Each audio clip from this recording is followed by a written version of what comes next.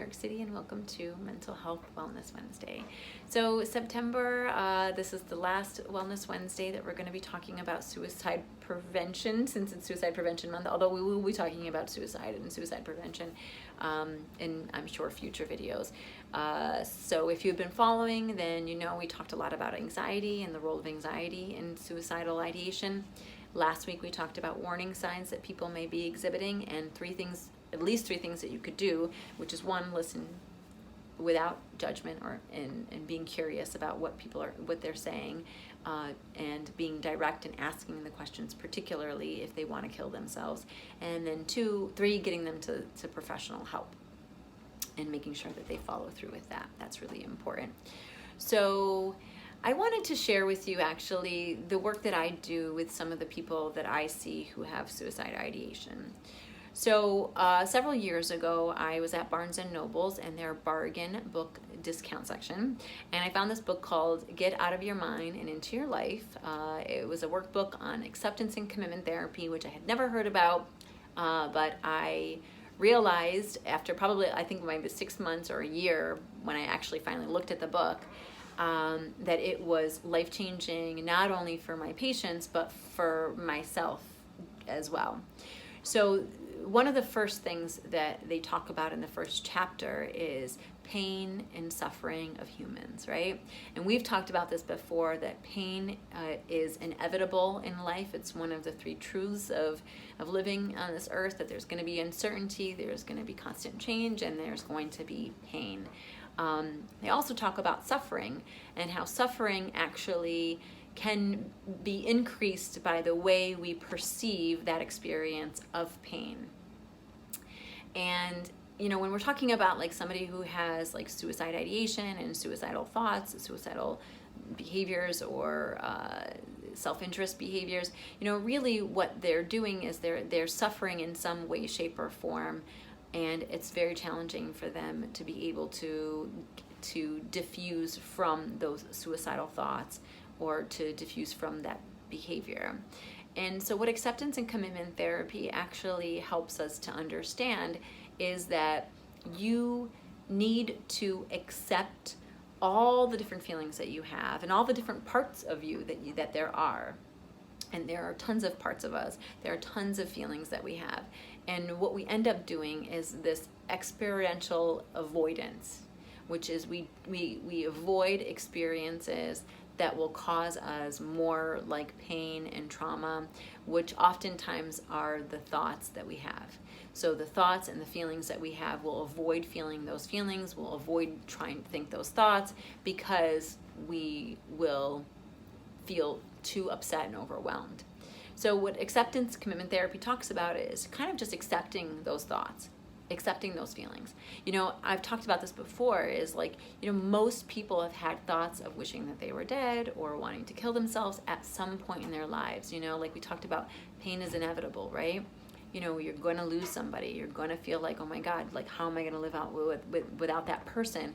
There, you know, you're going to have those thoughts.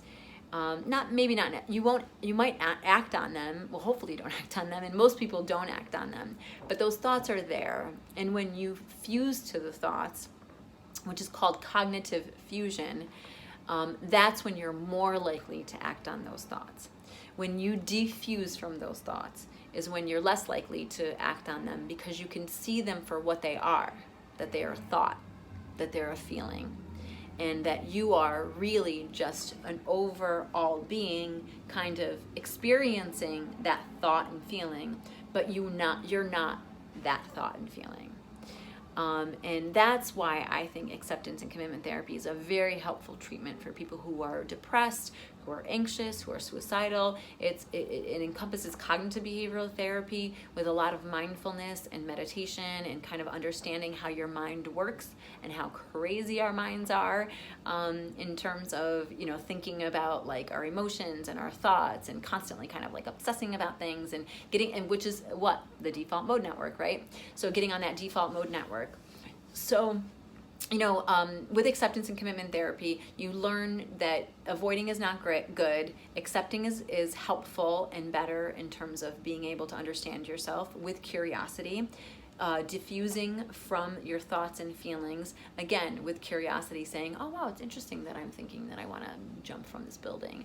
Or it's interesting that I'm feeling this anxiety just from walking into this room. Like, I wonder why this anxiety is coming up. And then that's where you go and you see a professional and you talk about like why some of these things, you're experiencing some of these things. Because it's all information. It's all that our mind and our bodies are not in alignment with the environment, and we need to figure out what we need to do to kind of change that.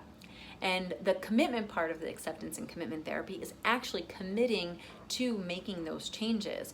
And the way that they do this, that he's developed this, which I love, and I talk about it all the time with everybody that I work with, and I use it myself, and I've mentioned it before, is that you have a set of core values and or a mission in your life, you know?